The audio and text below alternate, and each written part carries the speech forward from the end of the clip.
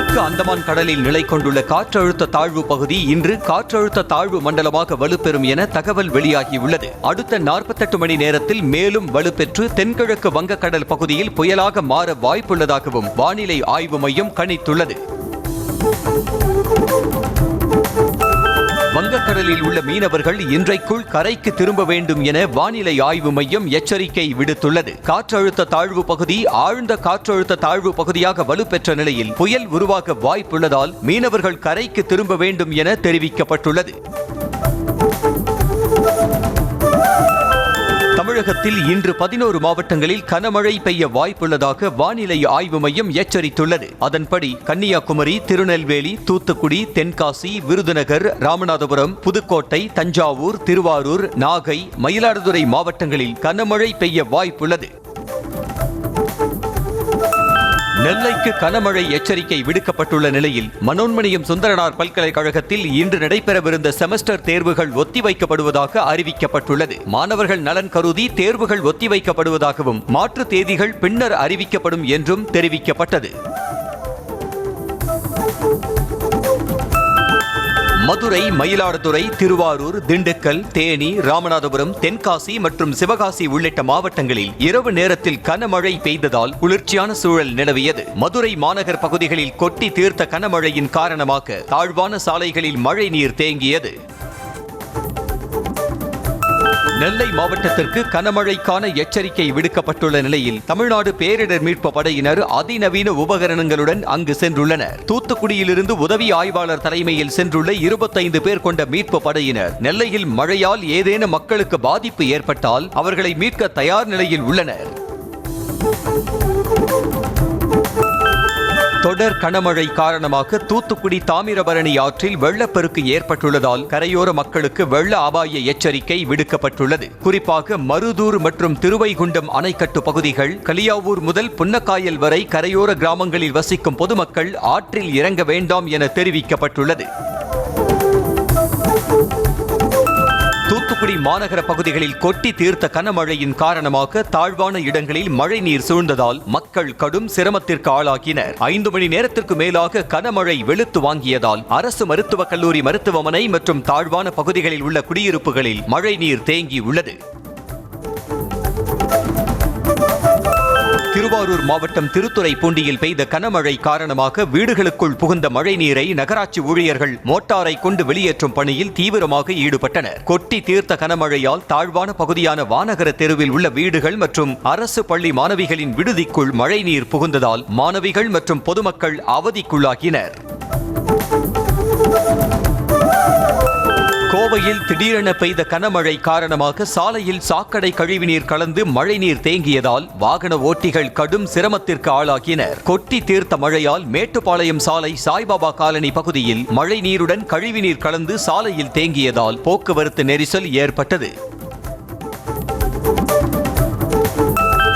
நெல்லை, தென்காசி மாவட்டத்தில் பெய்து வரும் கனமழை காரணமாக குற்றாலம் மெயின் அருவியில் வெள்ளம் கரை புரண்டு ஓடுகிறது. தென்காசி மாவட்டத்திற்கு கனமழை எச்சரிக்கை விடுக்கப்பட்டுள்ள நிலையில் மெயின் அருவி, ஐந்தருவி உள்ளிட்ட முக்கிய அருவிகளில் குளிக்க சுற்றுலா பயணிகளுக்கு தடை விதிக்கப்பட்டுள்ளது.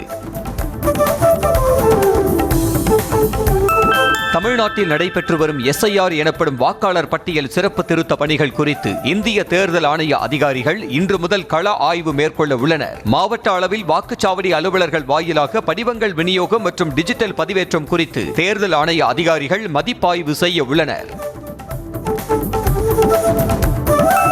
ராமநாதபுரம், காரைக்குடி, மானாமதுரை சட்டமன்ற தொகுதி நிர்வாகிகளுடன் திமுக தலைவரும் முதலமைச்சருமான மு.க. ஸ்டாலின் இன்று ஆலோசனை நடத்துகிறார். சட்டமன்ற தேர்தல் நெருங்கும் நிலையில் உடன்பிறப்பே வா என்ற தலைப்பில் தொகுதி வாரியாக நிர்வாகிகளை சந்தித்து வெற்றி வாய்ப்பு, தொகுதியில் உள்ள பிரச்சனைகள் போன்றவை குறித்து கேட்டறிந்து வருகிறார். வரும் 30ஆம் தேதி கோபிச்செட்டிப்பாளையத்தில் நடைபெறும் பொதுக்கூட்டத்தில் அதிமுக பொதுச் செயலாளர் எடப்பாடி பழனிசாமி பங்கேற்க உள்ளதாக அறிவிப்பு வெளியாகியுள்ளது. அதிமுகவிலிருந்து நீக்கப்பட்ட செங்கோட்டையன் தொகுதிக்கு அவர் செல்வதால் இந்த பயணம் முக்கியத்துவம் வாய்ந்ததாக பார்க்கப்படுகிறது. அறிவு திருவிழா என்ற பெயரில் தாவேகா மீதான அவதூறு திருவிழாவை திமுக நடத்தியதாக தாவேகா தலைவர் விஜய் குற்றம் சாட்டியிருக்கிறார். மேலும் ஏண்டா விஜயை தொட்டோம் என அவர்கள் நினைக்கும் அளவுக்கு நிச்சயம் பதிலடி கொடுப்போம் என்றும் ஆவேசமாக தெரிவித்திருக்கிறார். அண்ணாவை பற்றி எதுவுமே தெரியாத தாவேக தலைவர் விஜய் முதல் தேர்தலிலேயே முதல்வராக வேண்டும் என்ற எண்ணத்தோடு இருப்பதாக திமுக மூத்த தலைவர் TKS இளங்கோவன் விமர்சித்திருக்கிறார். சென்னை நந்தனத்தில் செய்தியாளர்களை சந்தித்த அவர், காஞ்சிபுரத்தில் தாவேக சார்பில் நடந்த மக்கள் சந்திப்பு கூட்டத்தில் பேசிய விஜயின் திமுக குறித்த விமர்சனத்திற்கு பதிலடி கொடுத்தார். புதுச்சேரியில் செய்தியாளரை தகாத வார்த்தைகளால் திட்டிய விவகாரம் தொடர்பாக நாம் தமிழர் கட்சியின் தலைமை ஒருங்கிணைப்பாளர் சீமான் மீது போலீசார் வழக்கு பதிவு செய்துள்ளனர். புதுச்சேரியில் தனியார் தொலைக்காட்சி செய்தியாளரை திட்டியது தொடர்பாக அவர் மீது தகாத வார்த்தையில் திட்டுதல், தாக்குதல் மற்றும் கொலை மிரட்டல் ஆகிய 3 பிரிவுகளின் கீழ் வழக்கு பதிவு செய்யப்பட்டுள்ளது. நாட்டின் 53வது உச்சநீதிமன்ற தலைமை நீதிபதியாக சூரியகாந்த் இன்று பதவியேற்கிறார். தலைமை நீதிபதியாக பதவி வகித்த BR கவாயின் பதவிக்காலம் ஞாயிற்றுக்கிழமையுடன் நிறைவடைந்தது. குடியரசுத் தலைவர் மாளிகையில் நடைபெறும் விழாவில் நீதிபதி சூரியகாந்துக்கு குடியரசுத் தலைவர் திரௌபதி முர்மு பதவி பிரமாணமும் ரகசிய காப்பு பிரமாணமும் செய்து வைக்கிறார். தென்னாப்பிரிக்காவின் ஜோஹன்னஸ்பர்க் நகரில் G20 உச்சி மாநாட்டில் இத்தாலி பிரதமர் ஜார்ஜியா மெலோனியாவை சந்தித்து பேசிய பிரதமர் மோடி பயங்கரவாதத்திற்கான நிதி உதவியை எதிர்ப்பது குறித்தும் உலகளாவிய பாதுகாப்பு குறித்தும் பேச்சுவார்த்தை நடத்தினார். உலக தலைவர்களுடனான சந்திப்புகளும் தொடர்புகளும் மிகவும் பயனுள்ளதாக இருந்ததாக G20 மாநாடு குறித்து பிரதமர் மோடி X தளத்தில் பதிவிட்டுள்ளார். ஜோஹன்னஸ்பர்க்கில் நடைபெற்ற G20 உச்சி மாநாட்டின் போது பிரதமர் மோடியும் ஜப்பான் பிரதமர் டகைச்சியும் இருதரப்பு உறவு குறித்து பேச்சுவார்த்தை நடத்தினர். அடுத்த 10 ஆண்டுகளுக்கு இந்தியா ஜப்பான் இடையே தொலைநோக்கான உறவை மேம்படுத்தவும் இந்தோ பசிபிக் பிராந்திய வணிக உறவு குறித்தும் பேச்சுவார்த்தை நடத்தினர். வாக்காளர் பட்டியல் சிறப்பு தீவிர திருத்த பணிகளில் ஈடுபடும் வாக்குச்சாவடி நிலைய அலுவலர்கள் பல்வேறு மாநிலங்களில் தற்கொலை செய்யும் சம்பவத்துக்கு மக்களவை எதிர்க்கட்சித் தலைவர் ராகுல் காந்தி வேதனை தெரிவித்துள்ளார். SIR என்பது சீர்திருத்தம் அல்ல, அது திணிக்கப்பட்ட அடக்குமுறை எனவும் மத்திய அரசை ராகுல் காந்தி கடுமையாக சாடியுள்ளார். சிந்து பகுதி இந்தியாவின் ஒருங்கிணைந்த பகுதியாக இல்லாமல் இருந்தாலும் நாளை அது இந்தியாவுடன் இணையலாம் என பாதுகாப்புத்துறை அமைச்சர் ராஜ்நாத் சிங் கூறினார். டெல்லியில் நடைபெற்ற நிகழ்ச்சியில் பேசிய அவர், நாகரீக ரீதியாக சிந்து எப்போதும் இந்தியாவின் ஒரு பகுதியாக இருக்கும் என்றார். ஒரு நடிகரின் தந்தை, தாய் மற்றும் குடும்பத்தினர் எல்லோரும் திரைத்துறையில் இருக்கலாம், ஆனால் முதலமைச்சரின் மகன் துணை முதலமைச்சராக ஆகக்கூடாதா என நடிகர் கருணாஸ் தாவேக தலைவர் விஜயை மறைமுகமாக விமர்சித்துள்ளார். சென்னையில் திமுக கூட்டத்தில் பேசிய அவர், ஆகாய தாமரை குளத்திற்கு நாசம் என்றும் படர்தாமரை உடலுக்கு நாசம் எனவும் தாமரை இந்த மண்ணிற்கு நாசம் என பாஜகவை கடுமையாக சாடினார். வாக்காளர்கள் பட்டியல் சிறப்பு தீவிர திருத்தத்தின் மூலம் வாக்கு திருட்டு எங்கும் நடைபெறக்கூடாது என்பதில் உறுதியாக இருப்பதாக தேமுதிக பொதுச் செயலாளர் பிரேமலதா விஜயகாந்த் தெரிவித்தார். சிவகங்கை மாவட்டம் திருப்பத்தூரில் செய்தியாளர்களுக்கு பேட்டி அளித்த அவர், SIR பணியில் ஈடுபடும் ஊழியர்களின் பணிச்சுமையை குறைக்க நடவடிக்கை எடுக்க வேண்டும் என்றார். எளிய மக்களுக்காக போராடும் தன்னை ஒரு குறிப்பிட்ட சமூகத்திற்கு எதிரானவன் என்பதைப் போல சித்தரிக்க பார்க்கிறார்கள் என VCK தலைவர் திருமாவளவன் வேதனை தெரிவித்துள்ளார். சென்னை அசோக் நகரில் VCK தலைமை அலுவலகத்தில் நடைபெற்ற நிகழ்ச்சியில் பேசிய அவர், அப்பாவி மக்களை அலங்கார சொற்களால் இழுத்து போட்டு வாக்கு வங்கியை குறிவைத்து இயங்கும் இயக்கம் VCK அல்ல என்றார்.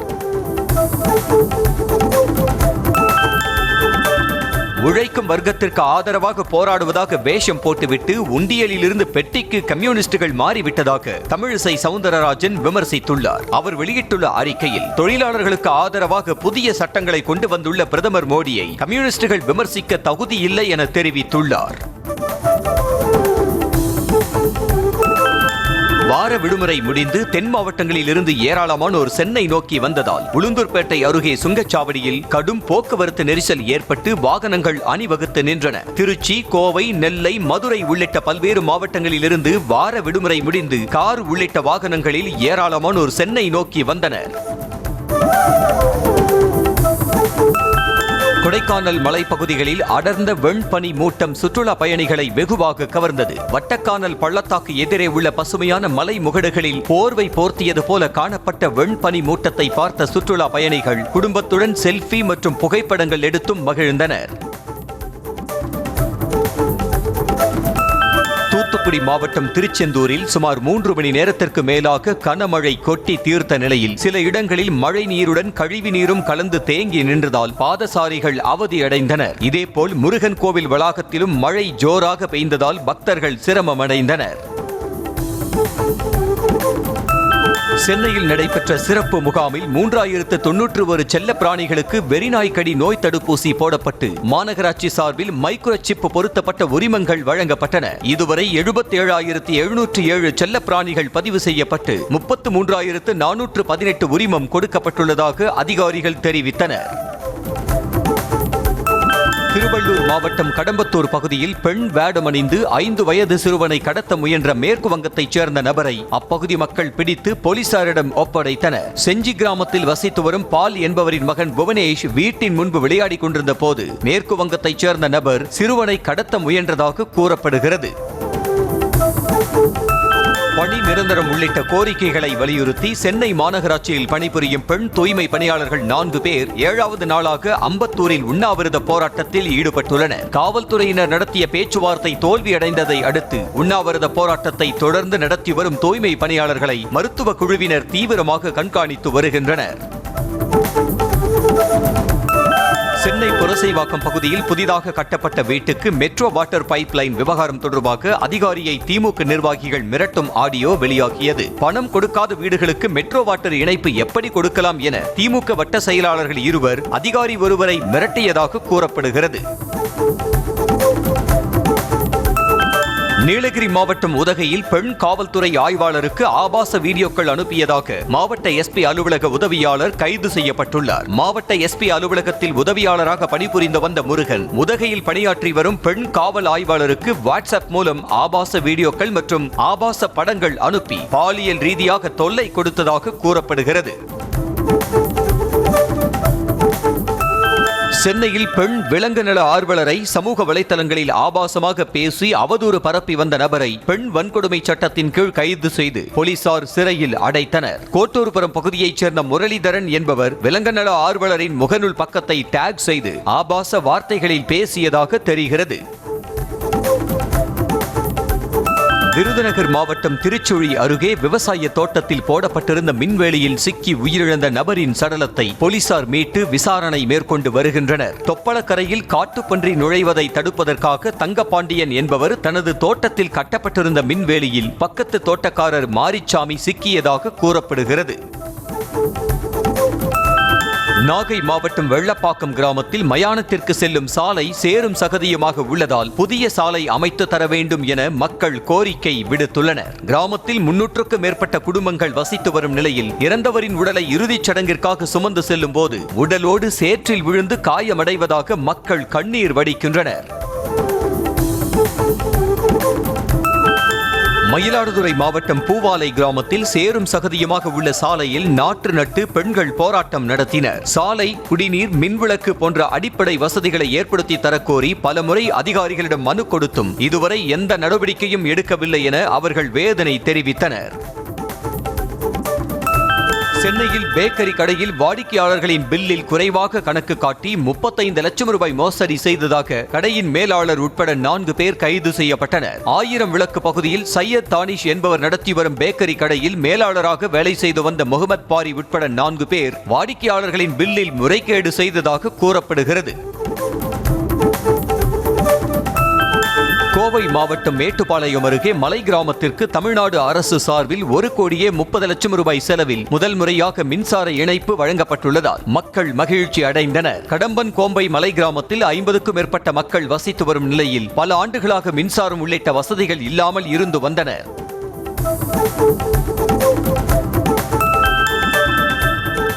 மயிலாடுதுறை மாவட்டம் சீர்காழி நகராட்சியில் உள்ள பாலசுப்பிரமணியன் நகரில் கடந்த 20 ஆண்டுகளாக மிகவும் மோசமாக உள்ள சாலையை சீரமைத்து தரக்கோரி பொதுமக்கள் நாற்று நட்டு போராட்டம் நடத்தினர். அத்தோடு அதிகாரிகள் இனியும் நடவடிக்கை எடுக்காவிட்டால் சட்டமன்ற தேர்தலை புறக்கணிப்போம் என்றும் எச்சரித்தனர். சென்னை தாம்பரத்தில் மின்சார ரயிலில் பயணி தொலைத்த 3 லட்சம் ரூபாய் பணம் மற்றும் மடிக்கணினியை ரயில்வே போலீசார் உடனடியாக கண்டுபிடித்து கொடுத்தனர். கும்பகோணத்தைச் சேர்ந்த பிருத்விராஜன் தாம்பரத்திலிருந்து கிண்டிக்கு மின்சார ரயிலில் சென்ற நிலையில் தாம் கொண்டு வந்த பையை மறந்துவிட்டு சென்றதாக தெரிகிறது. தஞ்சாவூர் கும்பகோணம் நெடுஞ்சாலையில் ஐயம்பேட்டை என்ற இடத்தில் வளைவில் திரும்பிய போது 2 தனியார் பேருந்துகள் மோதிக்கொண்டு விபத்தில் சிக்கின. வளைவு பகுதி என்று தெரிந்தும் ஓட்டுநர்கள் பேருந்தை வேகமாக இயக்கி வந்ததே விபத்துக்கு காரணமாக கூறப்படுகிறது. நல்வாய்ப்பாக விபத்தில் பயணிகள் அனைவரும் காயமின்றி உயிர் தப்பினர்.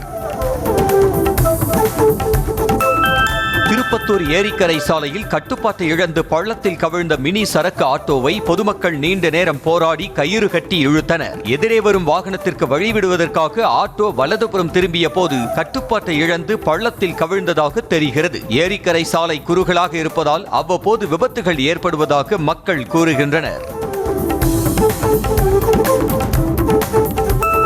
பீகார் தேர்தலின் போது எதிர்க்கட்சிகள் SIR-ஐ மிக பெரும் பிரச்சனையாக கொண்டு சென்றதாகவும் அது பொய் என்று பீகார் மக்கள் தக்க பாடம் புகட்டியதாக பாஜக விமர்சனம் செய்திருக்கிறது. சட்டவிரோத ஊடுருவல்காரர்கள் மற்றும் ரோஹிங்கியா அகதிகள் மட்டுமே தேர்தல் செயல்பாட்டில் இருந்து நீக்கப்பட்டதாகவும் பாஜக விளக்கம் அளித்திருக்கிறது. தலைநகர் டெல்லியில் பனிமூட்டம் போன்று நச்சு புகை சூழ்ந்துள்ள காட்சிகள் மக்களின் வாழ்க்கை தரத்தை மேலும் மேலும் மோசமாக்கி வருகிறது. நச்சு புகை காற்றுடன் கலந்து தலைநகரை சின்னாபின்னமாக்கி வருகிறது. காற்றின் தரக்குறியீடு 440 என்ற அபாய அளவை அடைந்திருப்பதாக மாசு கட்டுப்பாட்டு வாரியம் எச்சரித்திருக்கிறது. ஆன்மீக தலைவர் குரு தேக் பகதூர்ஜியின் 350வது தியாக தினத்தை நினைவு கூறும் வகையில் டெல்லி செங்கோட்டையில் சிறப்பு ஒளி மற்றும் லேசர் காட்சி ஏற்பாடு செய்யப்பட்டுள்ளது. பல்வேறு வண்ணங்களில் குரு தேக் பகதூர்ஜியின் உருவம் லேசர் மூலம் காட்சிப்படுத்தப்பட்டது. நூற்றுக்கணக்கான மக்கள் லேசர் காட்சியை கண்டு ரசித்தனர். நைஜீரிய நாட்டில் பள்ளிக்குள் புகுந்த மர்ம நபர்கள் துப்பாக்கி முனையில் ஆசிரியர்கள் மற்றும் மாணவர்கள் உட்பட 300 பேரை கடத்திச் சென்றுள்ளதாக அந்நாட்டு அரசு அறிவித்துள்ளது. கடத்தப்பட்டவர்களில் சுமார் 50 பேர் தப்பித்து வீடு திரும்பியதாக தகவல் வெளியாகியுள்ளது. மீதமுள்ள 250 பேரை மீட்கும் முயற்சியில் அந்நாட்டு அரசு தீவிரமாக களமிறங்கியுள்ளதாக தெரிகிறது. நேபாள கலவரத்தின் போது ஜென்சி அமைப்புகளில் செயல்பட்டவர்கள் ஒன்றிணைந்து பிரகதிஷீல் லோக்தந்திரிக் பார்ட்டி என்ற அரசியல் கட்சியை தொடங்கியுள்ளனர். முன்னாள் நேபாள பிரதமர் பாபுராம் பட்டரை அரசியல் கட்சியை வழிநடத்துவார் எனவும் அறிவிக்கப்பட்டுள்ளது. இலங்கையில் கொட்டி தீர்த்த கனமழை காரணமாக பல இடங்கள் வெள்ளக்காடாக காட்சியளிக்கின்றன. குறிப்பாக காலி மற்றும் மாத்தறை மாவட்டத்தில் கடந்த 24 மணி நேரத்தில் சுமார் 180 மில்லிமீட்டர் மழை பெய்ததாக சொல்லப்படுகிறது. இதனால் பல இடங்களில் முழங்கால் அளவுக்கு வெள்ளம் தேங்கி இருப்பதால் மக்கள் வீடுகளை விட்டு வெளியேற முடியாமல் தவித்து வருகின்றனர். சில இடங்களில் நிலச்சரிவு ஏற்பட்டு வீடுகளை புதைத்ததால் உடைமைகளை இழந்து மக்கள் பரிதவிக்கின்றனர். தென்னாப்பிரிக்கா அணிக்கு எதிரான ஒருநாள் தொடரில் விளையாடும் இந்திய அணி அறிவிக்கப்பட்டுள்ளது. KL ராகுல் தலைமையிலான இந்த அணியில் ரோஹித் சர்மா, யசஸ்வி ஜெய்ஸ்வால், விராட் கோலி, திலக் வர்மா, ரிஷப் பந்த், வாஷிங்டன் சுந்தர், ரவீந்திர ஜடேஜா, குல்தீப் யாதவ், நிதிஷ்குமார் ரெட்டி, ஹர்ஷித் ராணா, ருத்ராஜ் கெய்க்வாட், பிரசித் கிருஷ்ணா உள்ளிட்ட வீரர்கள் இடம் பிடித்துள்ளனர்.